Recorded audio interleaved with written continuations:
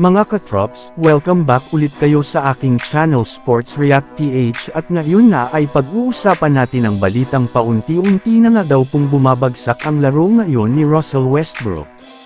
Pag-uusapan na rin nga natin ngayon dito sa ating panibagong video ang balitang napa-request na nga daw po si Anthony Davis sa Los Angeles Lakers.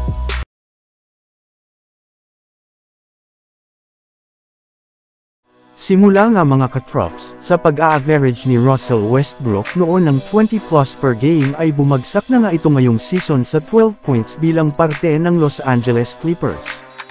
At ang malala pa dyan simula nga nang ilagay siya ng Clippers sa kanilang bench bilang kanilang 6th man ay mas lalong bumagsak nga ang kanyang average sa 9.4 points per game. Kaya dyan pa lang nga ay kitang-kita na natin na sunod-sunod nga ang paghina ngayon ng laro at career ni Westbrook na pinalala pa ng pagsali ni Harden sa kanilang kupunan. Alam naman nga po ninyo mga katrops, na hindi na nga ganun kataasan ang kontrata ngayon ni Westbrook at kapag nagpatuloy pa nga ang ganiyang klaseng performance ay sigurado nga na maapektuhan na rin naman nga ang kanyang kasalukuyang career sa NBA gayong posible nga na walang kupunan ang kumuha na sa kanya sa mga susunod na taon. Samantala pumunta naman tayo sa ating sunod na pag-uusapan ngayon sa balitang napa-request na nga daw po si Anthony Davis sa Los Angeles Lakers.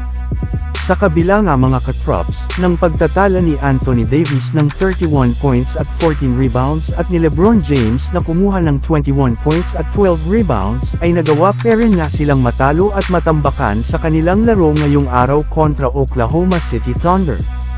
Kaya di na nga nakapagtataka kung bakit iba't ibang mga pambabatikos ang kanilang natanggap ngayon since nahihirapan na sila na manalo laban sa mga contender ngayong season.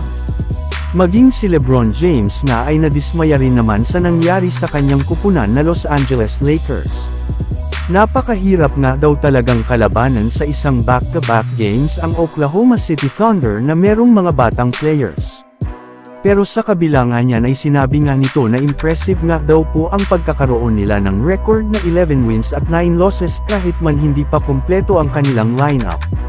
Yes, sa ngayon nga ay hindi pa niya na mai-assess ang kanilang buong kupunan since hanggang ngayon nga ay hindi pa nabubuo ni isamang beses ang kanilang lineup ngayong season. Ayon rin naman nga sa naging pahayag ni Anthony Davis sa kanyang post-game interview, bagamat man nga malaki ang epekto ng pagkawala ng kanyang mga teammates sa kanilang mga laro ay aminado nga siya na kailangang magkaroon ng pagbabago sa kanilang kupunan. Yes, dapat nga daw pong mag-improve ang kanilang team sa kanilang mga susunod na laro kung gusto man nilang magsunod-sunod ang panalo. At dahil nga sa naging pahayag na ito ni Anthony Davis ay mukhang nagpapahiwatig na nga ito na gusto na nitong gumawa ang Lakers ng trade ngayong season.